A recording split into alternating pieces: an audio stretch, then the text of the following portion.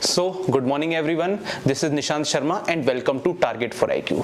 आज हमारे सामने रवि यादव सर आए हैं जिन्होंने अपना प्रीशियस टाइम निकाल के बच्चों की बहुत सी जो क्वेरीज आती हैं रिगार्डिंग द इंटरव्यू, उसके लिए रवि यादव सर हमारे पास आए हैं उन क्वेरीज का आंसर देने के लिए। और आपकी जितनी भी प्रॉब्लम्स हैं रिगार्डिंग द इंटरव्यू, तो सारे की सारी प्रॉब्लम्स आज रवि यादव सर से हम लोग पूछेंगे। और इसमें आई डेफिनेटली कंफर्म यू कि जो भी आप लोग के डाउट्स हैं रिगार्डिंग द इंटरव्यू वो रवि यादव सर के थ्रू सारे आपके क्लियर हो जाएंगे।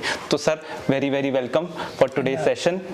चलिए तो स्टार्ट करते हैं। तो रवि यादव सर, सबसे पहला जो बच्चों का डाउट ये रहता है सर कि अगर उनको ये लग रहा है कि वो मेंस क्लियर करने वाले हैं, तो सर अगर जिस बच्चे का फर्स्ट अटेम्प्ट है उसको लग रहा है कि वो मेंस क्लियर कर लेगा, तो उसके लिए सर डाउट रहता है कि वो इंटरव्यू की तैयारी कैसे करे, सर कहाँ से स्टार्ट करे। तो सर इसमें प्लीज अगर आप कुछ गाइडेंस दे सकें बच्चों को। देखिए सर, सबसे पहले तो मैं धन्यवाद देना चाहूंगा आपका और अपने चैनल टारगेट फॉर आईक्यू का। थैंक यू सर, जिसने मुझे ये मौका दिया आप सबको ये बताने के लिए, अपने अनुभव शेयर करने के लिए।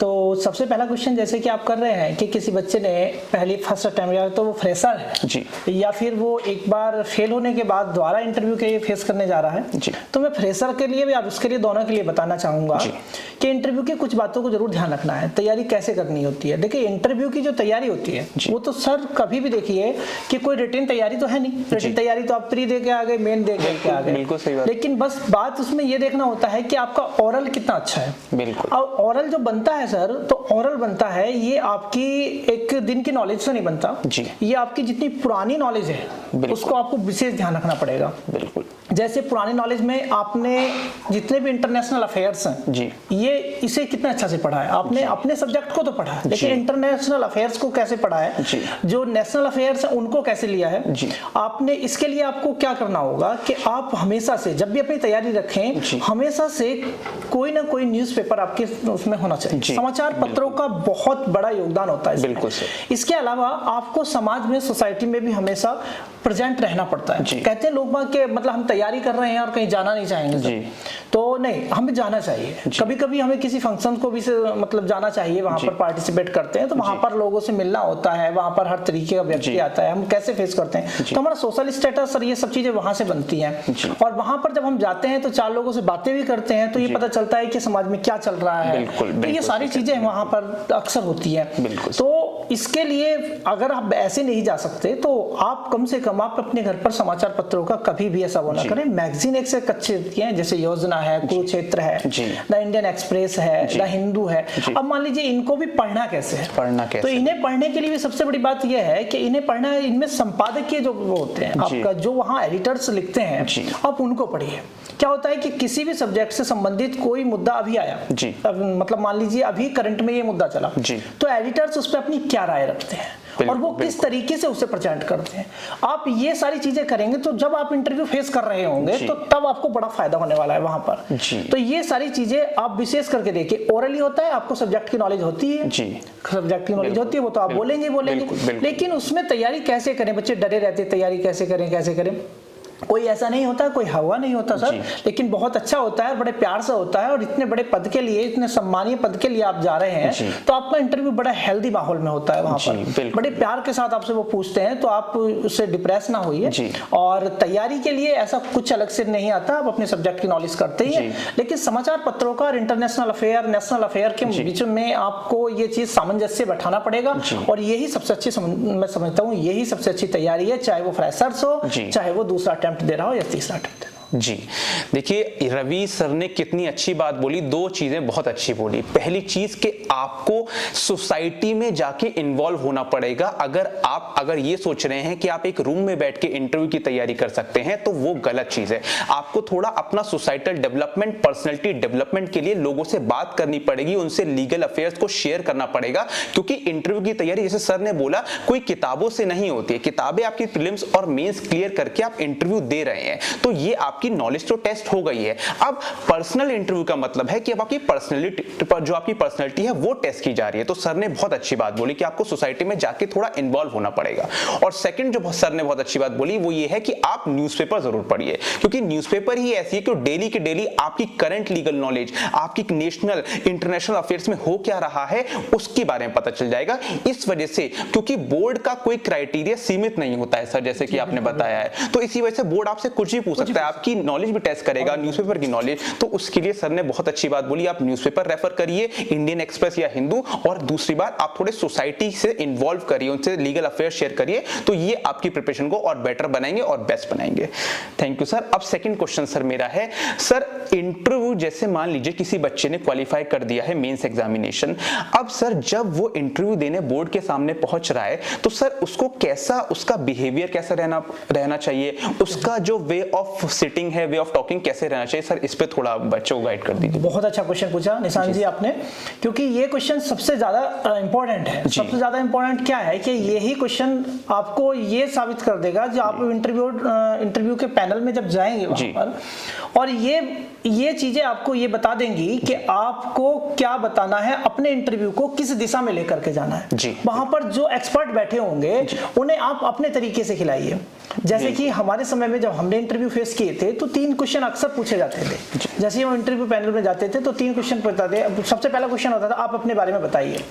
तो बच्चा क्या करता था सर, उसमें वो अपने बारे में बताना शुरू कर, मेरा नाम ये है, मेरा नाम वो है। अब वो जब वो मेरे नाम से शुरू करता था, भाई जब उसके इंटरव्यू बोर्ड के पास आपका पहले से ही बायोडाटा रिज्यूम रखा है और आप बता रहे मेरा नाम ये है, बस आपको फिर उसमें कई सारी चीजें होती हैं, आप अपनी तरफ कैसे घुमा के लेके जाएंगे उसमें देखिए। अब उसमें क्या बात बतानी है, आप उन बातों को बताइए जो सही है, क्योंकि इंटरव्यू बोर्ड मजबूर हो जाए उस साइड जाने के लिए जहां आप उसे ले जाना चाहते हैं। अब उसे कहें मेरा नाम ये, अब ये बात तो ठीक नहीं। हाँ, अपना नाम बता सकते हैं, ये बात जरूरी है, लेकिन उसके साथ हम ये भी जोड़ सकते हैं, अगर हम आप जोड़ते हैं सर मेरा नाम रवि कुमार यादव जी, तो वो कहे सोचने वाली बात है यार, इतने बड़े पद के लिए आया है, बता रहा मेरा नाम ये है, हमारे सामने इसकी हिस्ट्री तो रखी है जी। तो यही बात हम इतना भी तो कह सकते हैं, जैसा कि आप जानते हैं सर मेरा नाम रवि कुमार यादव जी, तो ये बात हम कहें तो उन्हें थोड़ा सा अच्छा लगेगा, जैसा आप जानते हैं। अब हम यहाँ से शुरू करें तो अगली बात वो हम करते हैं, हम स्कूल बताना शुरू कर देते हैं सर जी। अब स्कूल बताना शुरू कर देते हैं, मैंने कक्षा प्रारंभिक परीक्षा अपनी वहां से पास की और उसके बाद वहां, ये ड्रॉबैक है, हमें इधर नहीं ले जाना।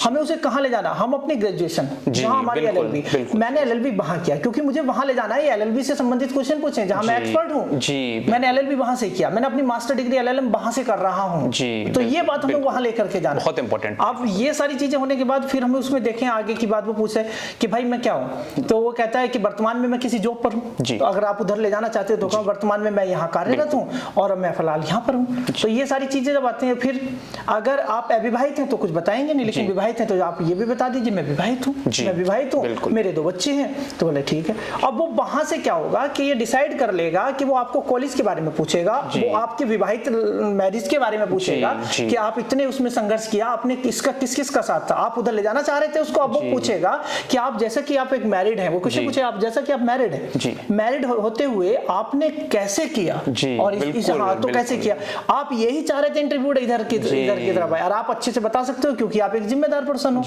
तो आप उसे क्या है मुझे बताओगे सीधे सीधे कि भाई मैंने ऐसे किया, मेरा सहयोग मेरी पत्नी ने दिया, मेरे घर वालों ने दिया, मेरे बच्चों ने दिया। तो इससे क्या होता है, इंटरव्यू बड़ा ही बहुत अच्छा होता है और भावनात्मक भी हो जाता है। इंटरव्यू बोर्ड भी सोचता है कि देखिए इस आदमी ने संघर्ष किया है, वो स्ट्रगल की कहानी उसके सामने आती है, उसे ऐसे प्रेजेंट करता है। तो ये सारी चीजें जब होती हैं, अब फिर दूसरा पूछता है कि भाई आप इसी क्षेत्र में क्यों आना चाहते थे, जुडिशरी में क्यों आना चाहते थे। तो बहुत से लोग कहते हैं कि भाई मैं तो इसलिए समाज सेवा के लिए आना चाहता था जी, समाज सेवा। अब वहां प्रेजेंट करने वाली बात होता है कोर्ट में कैसे प्रेजेंट करना है। अब वहां कहते सूट के साथ मैं तो समाज सेवा के लिए आता, अरे भाई आप जज बनने जा रहे हो जी, और समाज सेवा के लिए आ गए हो, समाज सेवा करने के लिए, तो भाई तुम न्याय नहीं करोगे, समाज सेवा करोगे, सबको छोड़ दोगे जी। भाई एक व्यक्ति जो कि मतलब ऑफेंस करके आया है, अपराधी है, और आप उसको मतलब रोने लगे आपके सामने, तो समाज सेवा कर दोगे, छोड़ दोगे। तो समाज सेवा ये अच्छा नहीं है। इंटरव्यू बोर्ड एक से एक एक्सपर्ट बैठा होता है, वो जानता है कि ये क्या कहना चाहिए। समाज सेवा, अरे भाई समाज सेवा नहीं, तो आपको इस सवाल को ही कैसे बदलना है, तो वहां पर ऐसे बदलिए जिससे उसको सही लगे कि मैं कंट्रीब्यूट करना चाहता हूं। बिल्कुल बिल्कुल सही। किस चीज में? समाज के निर्माण में, उसके डेवलपमेंट में कंट्रीब्यूट करना चाहता हूं। देखिए बात एक ही है, लेकिन सर कितनी बढ़िया तरीके से कहा मैं समाज सेवा करना चाहता हूं। अरे भाई ये कोई बात है।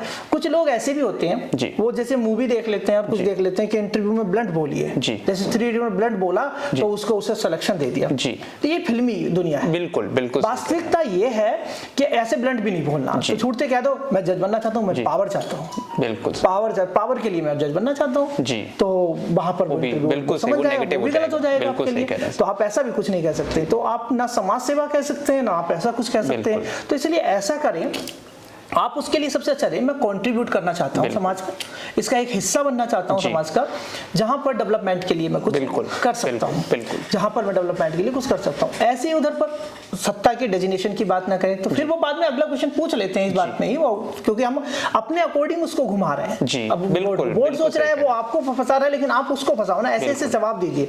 वो पूछेगा आगे कि हम आपका चयन क्यों करें, अगर ये पूछा जाए तो इस चीज के लिए चयन क्यों करें, तो वो बताओ कि हम इसलिए कि आपके पास क्या है, मैं वर्किंग भी है, ये सारी चीजें आप सब जानते हैं। ये सारी चीजें जब कहेंगे डिसीजन मेकिंग मेरी अच्छी है, ये चीजें हैं, मैं चाहता हूं कि ये ऐसा हो, तो और बस ये सब बातें करेंगे तो अपना ये बहुत अच्छा हो जाएगा। अब बस वहां प्रेजेंट करने का यही तो एक तरीका होता है और यही एक की पॉइंट होते हैं। अगर आप सोचें कि और किस तरीके से प्रेजेंट करेंगे, क्या हमने भाई सूट पहना है, सूटेड बूटेड है, और ये तो जाहिर सी बात है, ये तो कॉमन सी बात है। जब आप जाएंगे वहां पर तो सर जाहिर सी बात है अच्छा सा बन के ही जाएंगे, है ना, और अच्छे कैजुअल ड्रेस पहन करके जाएंगे। अब बात रही यहाँ हेजिटेशन वाली बात ही नहीं है, हेजिटेशन को तो दूर रखना पड़ेगा, वो तो पहली ही बात है। और वहाँ हेजिटेशन होगी तो प्रेजेंट कर नहीं पाएंगे, क्योंकि वो आपके दिमाग से खेलेंगे, आप उनके दिमाग से खेलिए, क्योंकि वो भी इंसान है और आप भी इंसान है। तो ये चीज हमने भी किया है। हाँ, तो लेकिन ये जब फेस करने के बाद हाँ हो सकता है, लकीली हमारा फाइनल सिलेक्शन नहीं हुआ, शायद मेंस में नंबर कम थे, ये हम आपको बता दें पहले ही।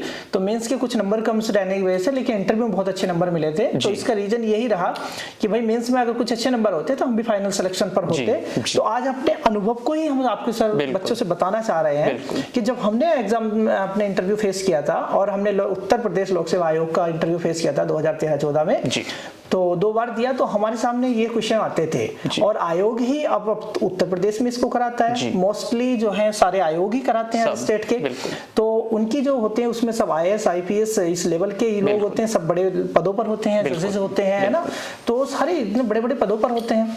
तो ये सारी चीजें तो ऐसे पूछी जाएंगी और ये तो आपके सामने आएंगे। और प्रेजेंट कैसे करना है, तो सबसे पहली बात आपको पॉजिटिव रहना ही है, और पॉजिटिव के साथ में जाकर के बस ये ध्यान रखना है कि वहां प्रेजेंट करना क्या है।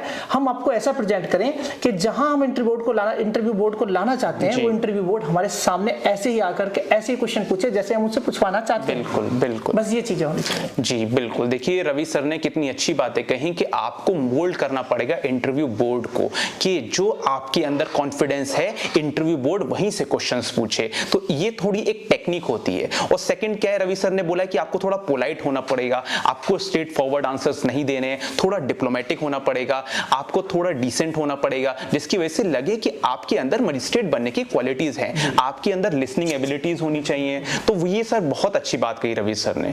अब सर मेरा बस लास्ट क्वेश्चन है, एक सर स्टूडेंट्स में एक और मिथ होता है कि बहुत से कोचिंग इंस्टीट्यूट भी ये कहते हैं कि बस मेंस सिलेक्शन आपको सिर्फ मेंस ही दिलाएगा, इंटरव्यू एक फॉर्मेलिटी है, अगर मेंस में जितना उठा लोगे फिर आपको इंटरव्यू में उतनी मेहनत नहीं करनी पड़ेगी। तो सर ये स्टेटमेंट कितना सही और कितना गलत है? नहीं, गलत बात है ये तो। देखिए सर, हर चीज का जब कोई पैटर्न बनाया गया जी, तो चाहे प्री एग्जाम बनाया जी, वो भी किसी उद्देश्य से बनाया गया, मेंस बनाया गया वो भी किसी उद्देश्य से बनाया, और इंटरव्यू बनाया गया वो भी किसी उद्देश्य से बनाया। बिल्कुल बिल्कुल। तो हर चीज की अलग इंपॉर्टेंस है, प्री की अलग है, मेंस की अलग है, और इंटरव्यू की अलग है जी। तो रोल तो सब प्ले करते हैं जी। अब देखिए जैसे कि 100 नंबर का आपका जी, 100 नंबर का इंटरव्यू होना है, 100 नंबर में से मिनिमम नंबर जो आपको मिलते हैं आपकी प्रेजेंट के ही मिल जाते हैं 45 नंबर, लेकिन मैक्सिमम नंबर 75 मिला जी। बिल्कुल, ये बहुत अगर 75 ला रहा है, उधर 45 है और 75, एक बंदा 45 लेकर के आया और एक बंदा 75 लेकर के आया, तो सोचिए कितने नंबर का डिफरेंस आ रहा है। तो रोल तो ये भी प्ले कर रहा है। बिल्कुल। और फिर यहीं से तो पता चलता है वो 75 क्यों ला रहा है, वो सारी चीजें हमने आगे डिस्कस किया ही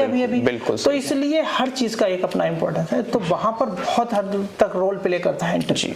और जरूरी भी है बड़ी परीक्षाओं में सर इंटरव्यू होना ही चाहिए, क्योंकि ये जोड़ा गया है, क्योंकि एक अच्छे मतलब कहना चाहिए अधिकारी को वो चाहते हैं, एक अच्छे जज को चाहते चाहते हैं तो जाहिर सी बात है ये इंटरव्यू होना भी बहुत जरूरी है। बिल्कुल। तो देखिए बिल्कुल रवि सर ने कितनी अच्छी बात बोली कि जिस पर्सन के साथ 40 to 45 मिल रहे हैं और किसी पर्सन को 75 मिल रहे हैं तो 30 से 35 मार्क्स का डिफरेंस आ रहा है। यहाँ तो सिलेक्शन सर एक नंबर से रुकता है सर। तो देखिए सर ने बिल्कुल बहुत अच्छी बात बोली है कि आप इंटरव्यू को भी उतना ही सीरियस लीजिए जितना आप प्री और मेंस को सीरियस लेते हैं, क्योंकि ये आपका एक लाइफ चेंजर है। अगर आपका इंटरव्यू अच्छा हो गया तो आपके सिलेक्शन के चांसेस और ज्यादा एनहेंस हो जाएंगे। इवन दो आपका मेंस थोड़ा ऊपर नीचे हो गया, लेकिन अगर आपका इंटरव्यू बहुत अच्छा हो गया तब भी आपके सिलेक्शन के चांस बहुत अच्छे हो जाएंगे।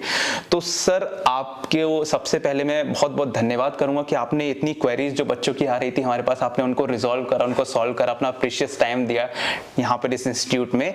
तो sir thank you very much. और हम सर यही रिक्वेस्ट करेंगे आप टाइम टू टाइम यहाँ पे बस बच्चों की क्वेरीज को सॉल्व करते रहिए और अपना मार्गदर्शन। यहाँ पे मैं एक बात कहना चाहूंगा जी सर आपसे जाते जाते जी सर कि बच्चे को आजकल क्या है कि हर एक चैनल, जैसे आपके चैनल पर भी मॉक इंटरव्यू होते हैं। जी बिल्कुल। तो मॉक इंटरव्यू आपकी पर्सनालिटी को बड़ा बिल्डअप, बिल्कुल बिल्कुल। वहां पर जैसे हम आप बातें कर रहे हैं यही बातें हम आपकी पर्सनालिटी में पहले से डाल। बिल्कुल। अब जैसे यूपी का एग्जाम आ रहा है जी, अब यूपी का एग्जाम आ रहा है कि हमारे चैनल की तरफ से टारगेट फॉर IQ की तरफ से ही हम जैसे लोग जिन्होंने हमने फेस किया है, हम जैसे लोग वहां आपके बोर्ड में बैठेंगे, आपको इंटरव्यू लेंगे, ये बहुत तो हम आपको वो सारी चीजें बताएंगे। बिल्कुल वो सारी चीजें बताएंगे कि बच्चा नहीं ऐसे नहीं बोलना है, आपको ऐसे बोलना है, बिल्कुल बस ये चीजें बोलना है। और बिल्कुल पोलाइटली बोलिए, कितने बढ़िया बोलिए। आपकी भाषा भी कुछ भी हो सकती है, भाषा आपकी हिंदी भी हो सकती है, इंग्लिश भी हो सकती है, कैसे प्रेजेंट करना है, आपका तरीका कुछ हो सकता है, फेस एक्सप्रेशन कुछ हो सकता है, वो सब चीजें हम आपको सब बताएंगे। लेकिन उसके लिए मॉक इंटरव्यू सर बहुत इंपॉर्टेंट होता है। अभी देखिए बड़े बड़े चैनल्स हैं, मैं नाम तो किसी का नहीं लूंगा, वो मॉक इंटरव्यू कराते हैं और वहां से हर साल IAS IPS निकलते हैं। ऐसे ही जुडिशरी में हमारे चैनल की तरफ से मॉक इंटरव्यू होते हैं और बच्चे सेलेक्ट होते भी हैं। जी तो जैसे तो हमने आज हमारा जो उद्देश्य था, आपने हमसे क्वेश्चन पूछे, हमारे शेयर किया, हमारा अनुभव बच्चों के सामने शेयर किया है, तो उसमें कहीं ना कहीं हमारे चैनल के जो मॉक इंटरव्यू है बच्चों को बहुत फायदा करने वाले हैं। वहाँ बहुत एक से एक लर्नड पर्सन को वहाँ पर बुलाया जाएगा आपके लिए और आपकी पर्सनालिटी को बिल्डअप किया जाएगा। बिल्कुल ठीक है। तो ये बिल्कुल देखिए बिल्कुल सर ने एकदम अच्छी बात बोली है कि अब टारगेट फॉर IQ एक बहुत बड़ा इनिशिएटिव लेके आ रहा है। अब जैसे यूपी जुडिशरी मेंस का रिजल्ट अवेटेड है, वो कुछ दिनों में आपका विद इन 2-3 वीक्स आपके सामने हो जाएगा। उसके बाद टारगेट फॉर IQ में अब बहुत अच्छे टीचर जिन्होंने ऑलरेडी इंटरव्यू फेस करे, जैसे रवि सर हो गए, ममित सर हो गए, और हम लोग जो सोच रहे हैं जजेस को भी, जो रिटायर्ड जजेस हैं उनको भी इंटरव्यू बोर्ड में आपके सामने प्रेजेंट कराएंगे, जिससे आपकी इंटरव्यू की प्रिपरेशन बहुत ज्यादा एनहेंस होगी और जो आपके सिलेक्शन के रेट और भी ज्यादा एनहेंस करेगा। तो इसी रीजन की वजह से आज रवि सर के साथ हम लोगों ने क्वेश्चन आंसर सेशन फॉलो किया है। और इसके साथ साथ अगर आपको ऐसे ही क्वेश्चन आंसर सेशंस और देखने हैं रिगार्डिंग द इंटरव्यू, तो आप टारगेट फॉर IQ की ऐप को सब्सक्राइब करिए और बेल आइकन को प्रेस कर दीजिए। बाकी तो आपको अपडेट्स उसी ऐप पे मिलती रहेगी। So thank you very much sir, target for IQ को सर ज्वाइन करने के लिए। आप ऐसा ही टाइम देते रहिए बस बच्चों को, बाकी तो सर बच्चे अपने आप सिलेक्शन ले लेंगे sir. Thank you very much, thank you sir.